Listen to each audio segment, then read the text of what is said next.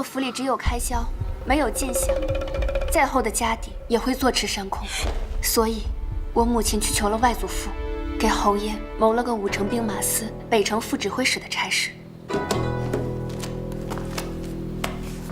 这是侯爷的任命书。人们打算叫上侯爷一同将这个好消息告诉顾姐的。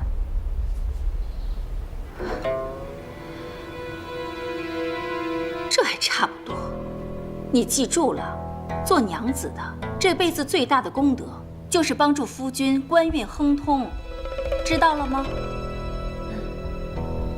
这任命书，按理应由侯爷亲自去吏部领取，外祖先行拿了。侯爷只需去跟吏部的人照个面，就能上任了。知道了，这件事情你可千万不能忘了提醒他。是。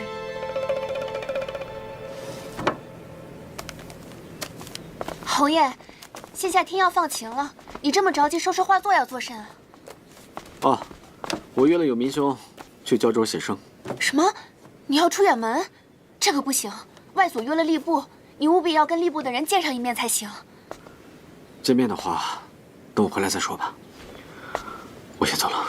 哎，侯爷，你都不问问我是怎么回事吗？外祖替你谋得了官职，是5城兵马司。外祖不日即将离京去辽东，咱们务必见一面，把上任的事宜商定下来。明儿，我已经约好了去写生，我若不去，就是食言。等我回来再说。侯爷，侯爷，可是姑姐还盼着你能够自此节节高升呢。你若是罢职，她又要念叨了。念叨便念叨吧，重政贪权的官都不做也罢。侯爷，这官职是我娘求了外祖好几日才求来的。明儿，你难道不了解我吗？功名官职我一向看不上，你非要把我逼成最瞧不起的人吗？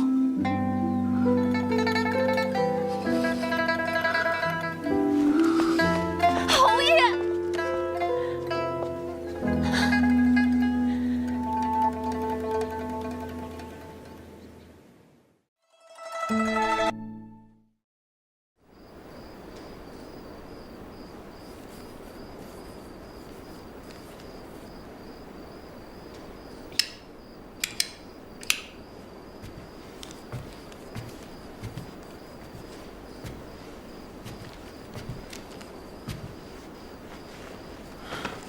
这账目都看了4、5天了，夫人快休息，我帮你看。你确定？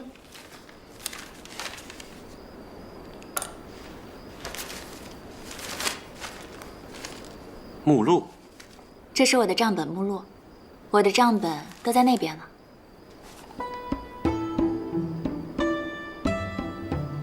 这么多产业，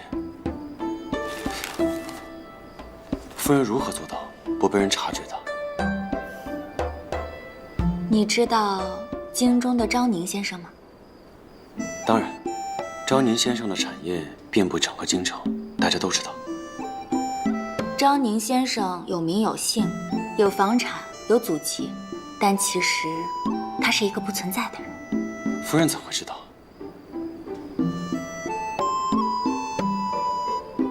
难道你就是？产业太多了，没有可以依托之人，所以为了掩人耳目，我就把产业都登记在了昭宁先生名下，这样任其他人怎么查都查不到我身上来。当年王映雪进门，我母亲过世，祖母为了给我一份倚仗，要求府中和王家各给我3000两。后来我就搬去田庄和祖母一起住了，但我想着总不能坐吃山空吧，于是就把钱都投到了富亭海市，亏得你们定国君剿灭海匪。从那以后，我的生意就有如天柱般越做越大。怎么了？夫人越是说得高兴，我越是难过，没有早一点出现在夫人身边。你自小顶着这些苦日子长大，身边没有可以帮扶和仰仗之人，初见你时，我还欺负你，我该打你。先欠着，我要记在账本里，现在就记。记。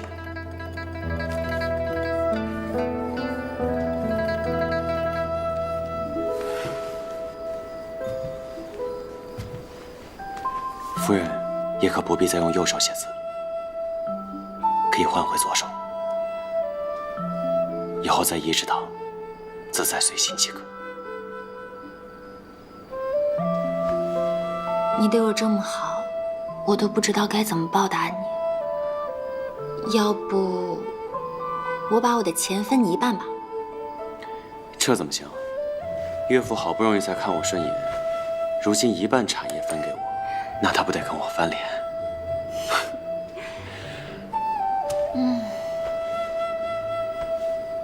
我去厨房给你做碗安神汤。快点回来。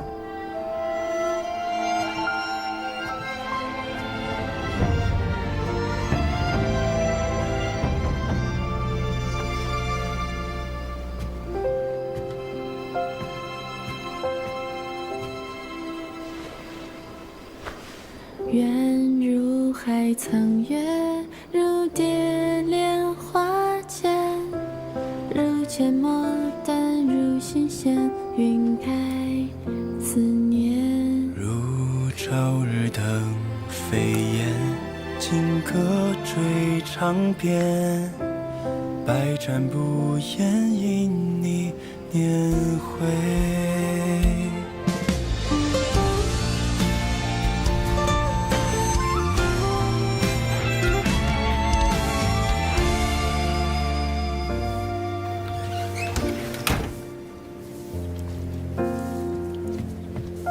姑爷早。走。哎，莫要进去。说过昨夜，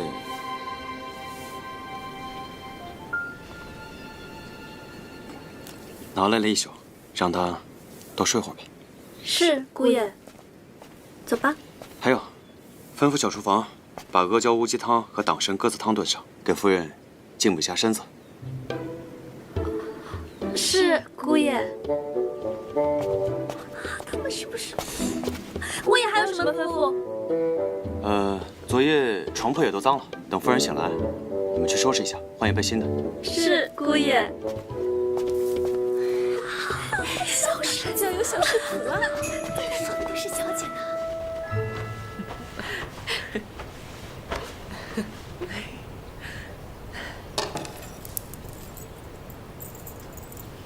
夫人，床铺我们已经换好了，那我们就先出去了。好。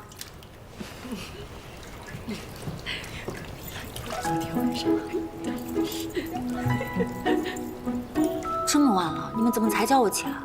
是世子让我们不要打搅夫人，最好啊让夫人睡到日上三竿。这成何体统？先不说，我有一堆账册要看。就线下，我们是住在仪制堂，这要是传出去，免不了又是一番编排。姑爷跟夫人都好成这样了，夫人就无需担心这个了。哎呦，人也聪明，很是登对呢，带来了这么多的天妆，这在京城可是独一份呢。难怪世子啊这么尊重夫人。哎，我听说昨儿个世子和夫人折腾了半宿，那屋子里的灯直到天快亮才敢敢熄灭呢。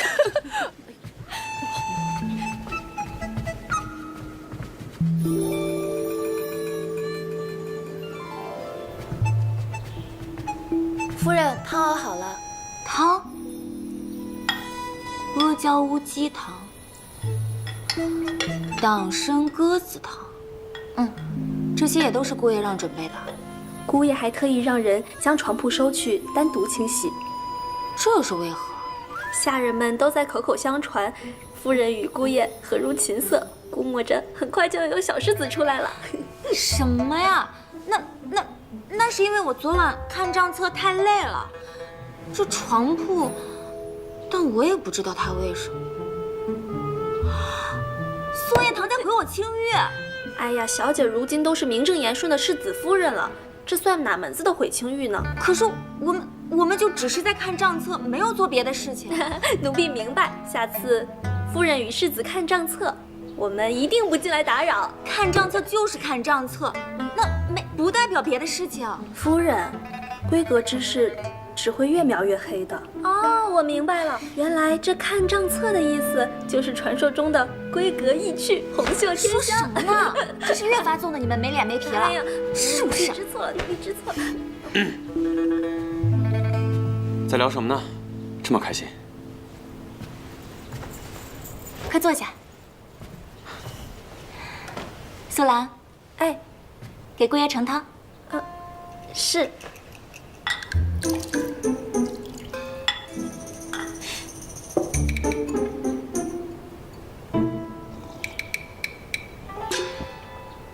再盛一碗。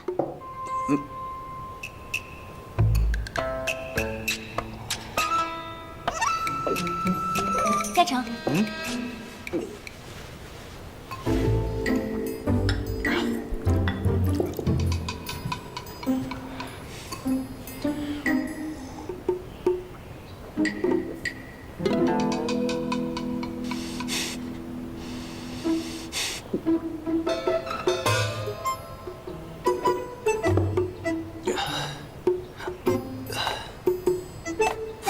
世子公务繁忙，京臣还特意叮嘱下人熬汤，还有闲暇关心床榻内务，如此用心良苦，应该多喝一点汤。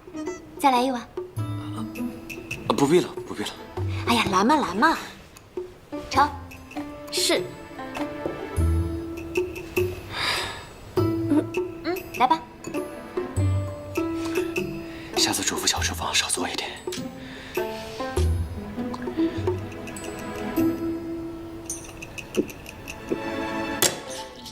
侯爷他没去报道，说是出门远游去了，还是夫人给备的衣衫。哎呀，把窦明给我叫过来。是。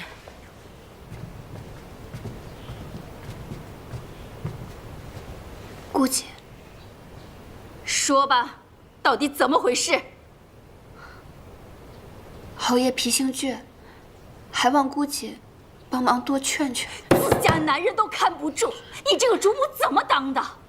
银钱你弄不来，夫君你帮扶不了，你自己说说，我们魏家找了你这个媳妇有什么用？家族门楣兴旺，靠的主要是主母。你看看窦昭，那一箱一箱的金银财宝往英国公府搬，你再看看你，哪有一点当主母的样子？也是啊，上梁不正下梁歪嘛，跟你娘一个样。姑姐，你可以说我，但是你不要再诋毁我娘了。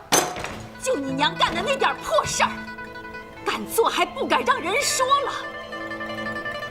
你这爱顶嘴的毛病，就是跟你娘学的吧？那从今天开始，你就好好的跟着我，学学规矩吧。侯爷不在府里，学规矩一事，不如等侯爷回来再说。怎么，我这堂堂景国公夫人，还不能教导你了是吗？夫人，您有何不满意的，您直说便是。为何要如此作践？这哪有你插嘴的份儿？你凭什么打人？打的就是你这个狗奴才！既然是我们魏家的媳妇，就要守我魏家的规矩。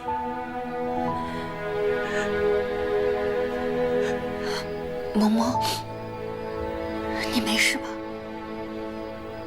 老奴有夫人体恤，不碍事的。倒是夫人，得日日过来成婚定亲，这怕是有苦头要吃了。以后还是让文香来跟我每日问安就行，省得惹恼了姑姐。哪有这出嫁了的姑奶奶回来立规矩的道理？我看这景国公夫人分明是自己过得不顺心，借着姑爷不在，趁机搓磨夫人呢。没事，我受得住。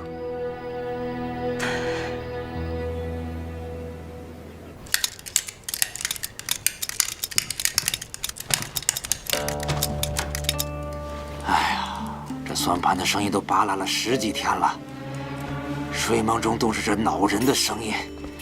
哎呀，什么时候才是个头啊？哎呀，这又干什么？你们怎么来了？哥，我听说燕堂的媳妇儿有喜了。这都哪跟哪的事儿啊？他们才成婚几天呢？那宫里的太医都诊过脉了，说怀的还是一对龙凤胎呢。是啊，谁说的？自然是宫里太医院李太医他们家乳娘的那个3儿子的2舅母那里传出来的。领着，来人，把吕总管给我叫回来。是的，整个4条胡同，哦不，半个京城都在说世子和夫人和如琴瑟，每日吩咐小厨房为夫人炖汤补身体，都说什么？都说国公府马上便能添丁。你是蠢货！公公息怒，我让你去打听钱的事儿，你竟给我听这些没影的事儿。也不是没影的事儿。您想想，若世子夫人为世子诞下男丁，那二爷岂不是更没希望了？给我滚出去！滚出去！滚出去！滚！回来！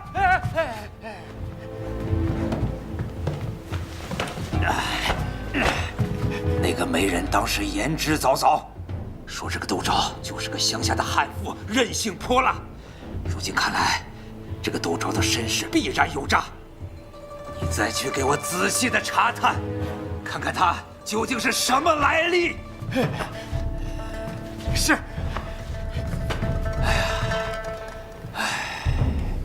哎呀，人家窦昭可是真定首富啊，名下产业举不胜举，富得流油啊。就是，不是，你上次说窦昭把钱都亏光了，产业都交给继母打理啊。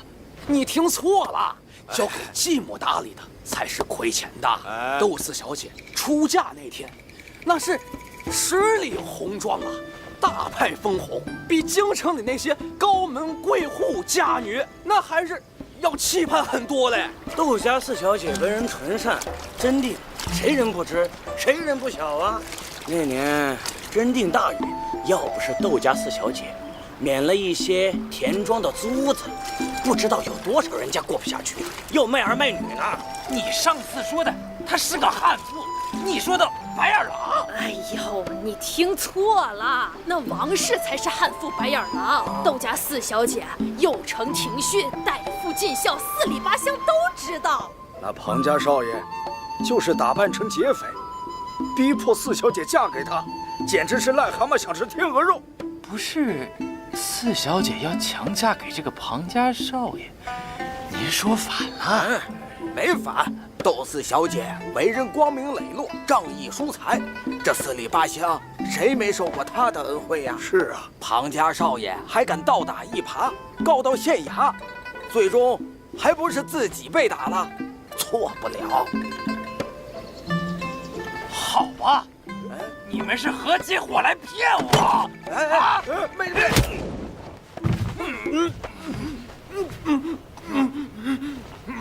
哪儿来的阿子，要打听窦家4小姐的事啊？我们是英国公府的人，你们是什么人啊？竟敢绑架我！竟敢冒充英国公府的，张嘴！老夫人饶命，小的也就混口饭吃，听命行事啊。那我再问你一次，你是英国公府的人吗？是啊，小的们就是英国公府的人呐。张嘴！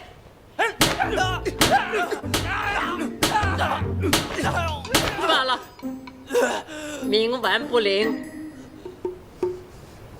拉去陈塘。是。不，小的不是英国公府的人，小的与英国公府不共戴天呐！哎，这就对了，放人吧。你没有透露出你是英国公府的身份吧？启禀国公，小人宁死不从，并未透露出半句英国公府之事，只说自己是一个远道而来提亲的媒人。那窦昭当真是真定首富，真定的方圆百里都受其恩惠？真的是，这窦家四小姐可不是什么野丫头，她们蛇鼠一窝，小的冒死一搏，才得以见到国公啊！上当了！想不到我堂堂的国公，竟然着了这个逆子的道了。亲手将一座金山送给了这个逆子的手里，让他养死士，让他收买人心，让他在没有银子养探子的情况下，有了银子养探子。我真是洗干净了脖子，让这个逆子砍呐！这世上还有我这么愚蠢的人吗？没有。国公，快来人呐！快来人呐！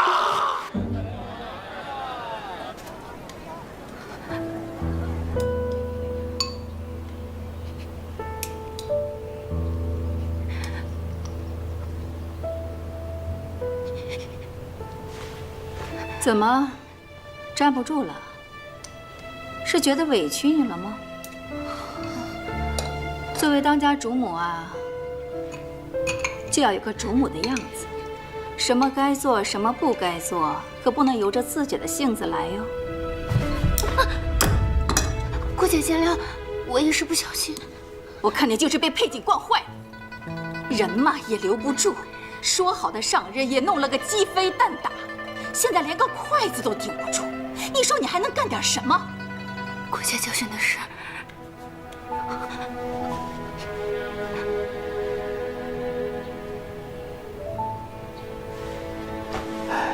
听小女说起国公爷病倒之事，特地过来探望亲家。国公哪里不舒服啊？区区小病，怎敢劳烦亲家老爷？我礼数周到，说话也客气，他黑着脸，究竟为何？设计让窦昭嫁入我宋家，这厮是不是也有份儿？他知道多少内情？该不会他才是整个事件的幕后黑手吧？不管国公怎么发脾气，世子都是温言细语的。这孝子最难的，不是顺从，而是颜色。难得啊，难得呀！国公，过来。国公，你一定要好好保重身体啊！呀，亲家老爷和我那逆子很是投契。那是自然。燕堂这么能干，亲家翁就别再操劳了，好好享享福。有什么事儿，让燕堂去办不就得了？这是要我让出英国公爵位的意思。至于寿姑，我的女儿，我知道，也是个听话懂事的孩子。这几天，她一直在厨房里，亲自为亲家翁煎药呢。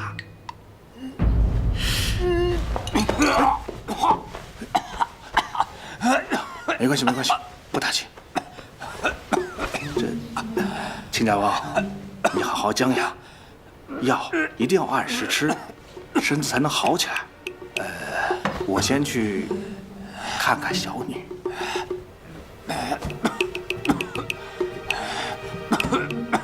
吕生，吕生，你给我死哪儿去了？国公，小的来了。我的药是不是一直都是窦昭给我煎的？是啊，夫人懂医理，一直是夫人亲自煎的药。你个蠢货，你怎么能让他给我煎呢？你是不是怕我死得不够早啊？你给我记着，以后我的药由你亲自给我煎。是。回来，把我所有的药材全都给我丢了，再给我买新的。是。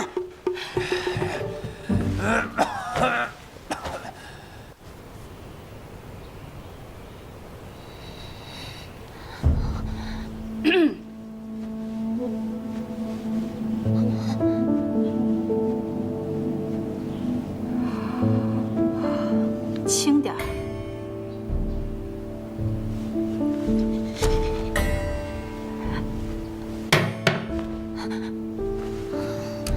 女戒教的是卑弱敬慎，端操自守。金嬷嬷，哎，帮我看着点夫人，她要是敢偷懒，就带我教训她。是。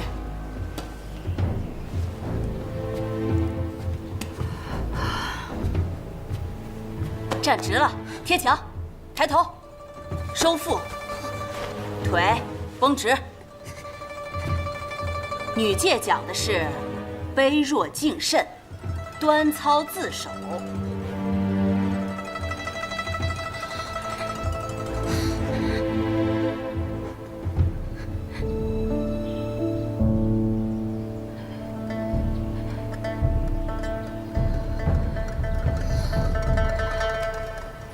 眼睛睁开来，靠墙，靠墙，千万别给我偷懒耍滑。我这把戒尺可等着呢。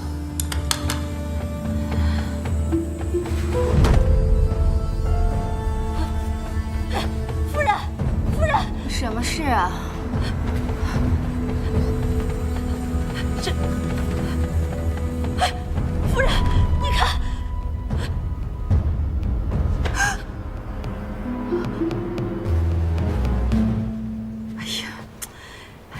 如果我知道她怀有身孕，我就不罚她了。这下该怎么交代呀？这可是佩姐的第一个孩子。夫人，这件事怎么能怪您呢？窦明有自己的乳娘贴身照顾，那周嬷嬷难道是死人不成吗？有没有怀孕，他们心里比您清楚啊。你说的对，我一门心思的为府里好，我何错之有啊？倒是那个窦明，明明知道自己怀有身孕，却一点口风也不漏，现在竟然闹到小产，这可是我们魏家的骨肉，可恨至极。夫人，您是菩萨心肠，可也不能任由那窦府把这脏水泼到我们侯府这边来啊！想想当初，就是您心肠子软，才让那5小姐替4小姐嫁进来的侯府。我是堂堂景国公夫人，这种糊涂不能再犯第2回。让他们写个帖，我要去窦家讨个说法。夫人，都怪奴婢没有看护好小姐，让府中的小公子就这样白白没了。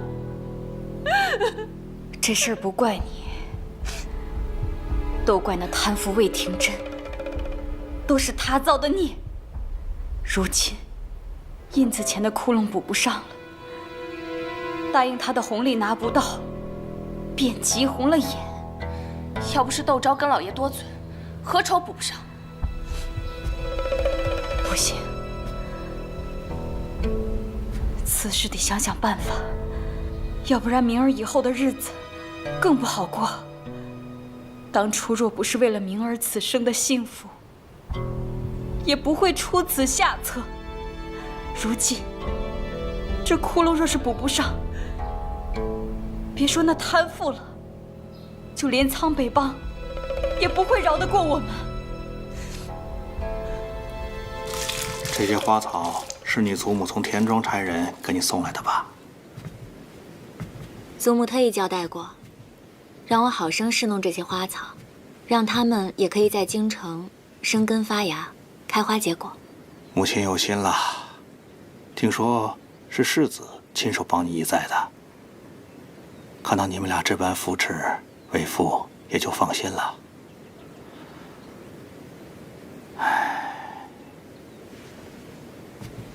爹，是发生什么事了吗？刚府里来报，明儿她小产了。什么？你教出来的好女儿，不但忤逆姑姐，还知而不报，残害魏家子嗣。你把明姐儿带回去吧。我们侯府庙小，供不起这尊大神呢。好啊，我还没让你给个交代，你却倒打一耙，恶人先告状来了。当初是他魏廷瑜认的这门亲事，若如今想退亲，也得由他亲自出来分说才是。我刚给他求了个体面的差事，你们就想翻脸不认人了？我弟弟为了你女儿，把府上的通房都打发了，京中谁能做得到？你心里打的什么算盘？别以为我不知道，明儿的孩子就是被你硬生生给弄没的。你今日若不能给我个交代，咱们就去圣天府说理去。好啊，正好到圣天府尹去评评理。说好的，嫁进来的是4小姐，临上就要变成5小姐。当初要不是你做出替嫁这种事，如今小产这事会发生吗？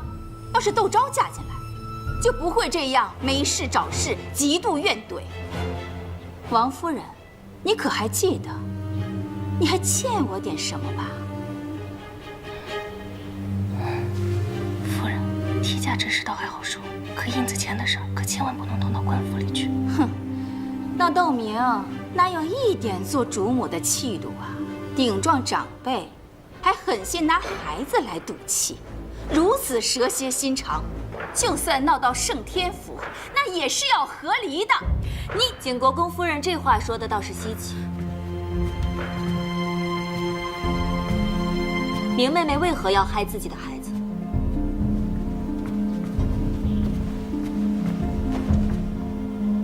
夫人身为女人，难道不知道小产如同重病？一个不小心便会失了性命。明妹妹刚嫁给侯爷，两人尚且恩爱，怎会连命都不要了？虎毒还不食子呢。如果不是姑奶奶罚站立规矩，侯夫人不可能滑胎的。你这刁奴，这哪有你说话的份儿？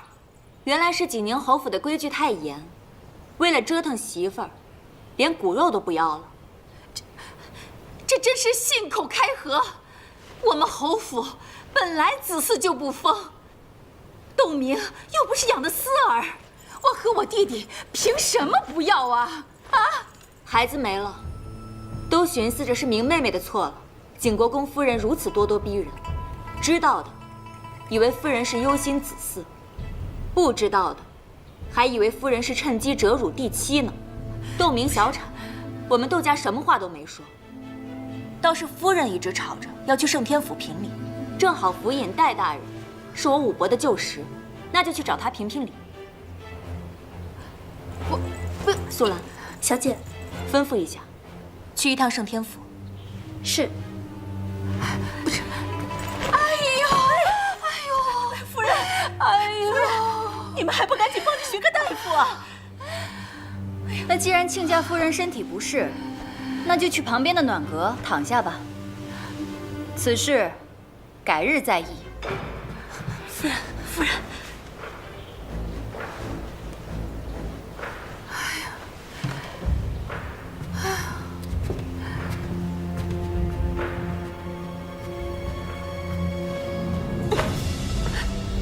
珍珠换榆木，岂有此理！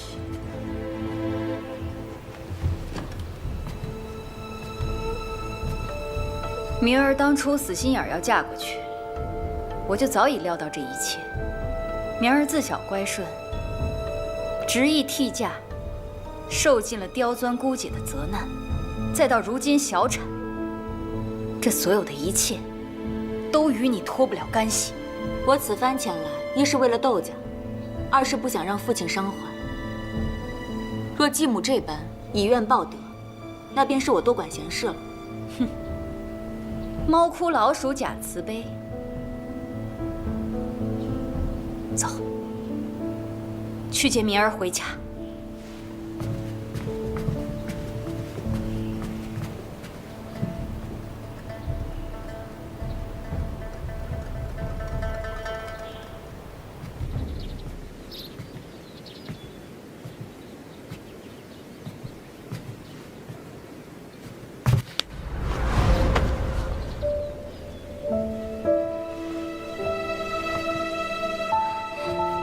你怎么在这儿？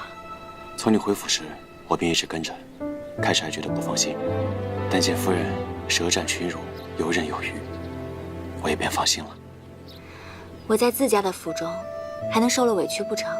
不能，就是爱看我夫人出手之敌的样子。放心吧，这些都是后宅女子之间的局语，我可以应付好的。这件事本就是魏廷瑜的问题，我已经派人去寻他了。燕棠，我想去看看杜明。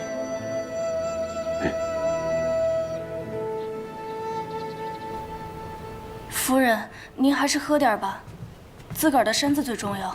我来吧，夫人。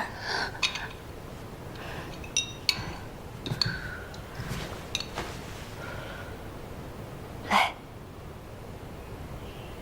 怎么？我刚在家里看过你姑姐的脸色，又要到这里来看你的脸色？我知道母亲要说什么，母亲不必再说了。这女子小产，堪入大病，区区一碗糖水，怎能补得了身子？就怕落下病根儿。明儿，要不然跟娘回去，娘帮你好好补补。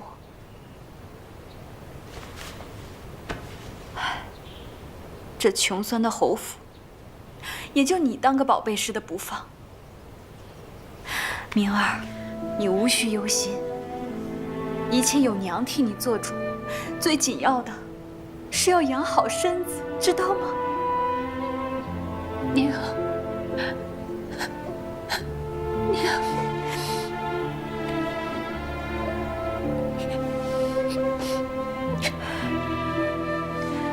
这些钱你先拿着，给明儿买些补品，剩下的傍身用。记住了，千万不要全部给明儿，省得被那贪妇给拿了去。奴婢记下了。可是夫人，这钱是拿去补印子钱窟窿的。如果苍北帮拿不到钱的话，就是啊，就怕那些养不熟的找来，到时候甩又甩不掉，可就麻烦了。先紧着明儿用，剩下的我来想办法。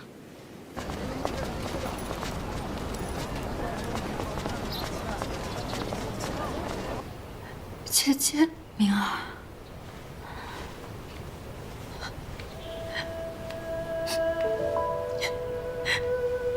这个魏廷瑜真是不堪托付，竟会把你害成这样。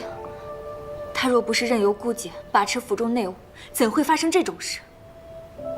我不怪他。侯爷天性向往外面的天地，关在这府里，总是不痛快些。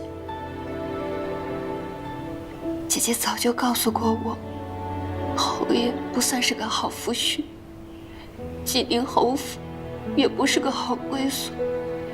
可是以前我总是以为，哪怕再艰难，只要二人齐心，关起门来，总能过好自己的日子。你后悔吗？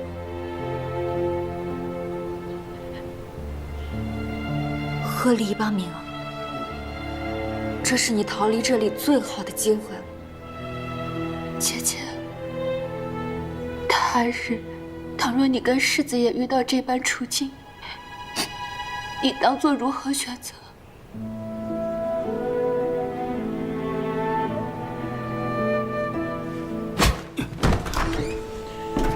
陆明跑晕了3匹快马，在胶州找到这混蛋。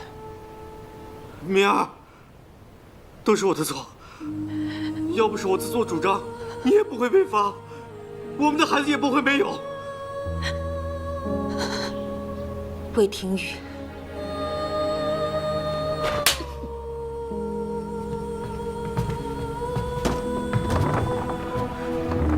明儿，我错了，我明天就去上任，你怎么罚我都行，求你不要生气，不要气坏了身子。明儿，是我不对，我不是人。我不对，我不是人，我错了，明儿，原谅我吧，原谅我吧，明儿，我错了，我不是人，明儿，我错了，明儿。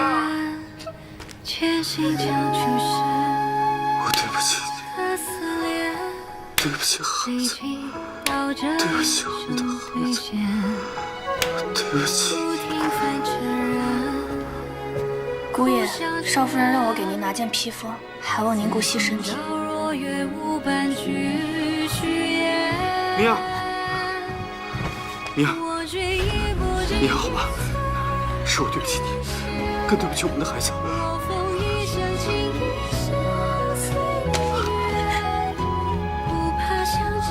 我不要和你，明儿，我错了，我不要和你，我错了，你打我啊！你打我！太姐，你别打自己一下，我心里也是疼的。我知道你在乎我，孩子的好，这就够了。可是，这个府院我是一刻也待不下去。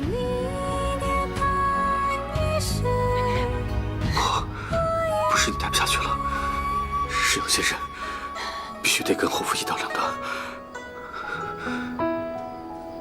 明儿，你等我。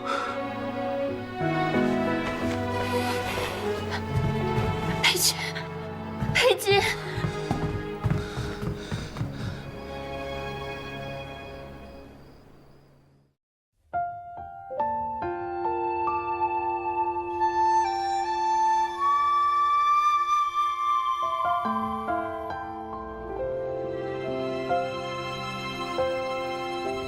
醉酒之后，岂不是成人之危？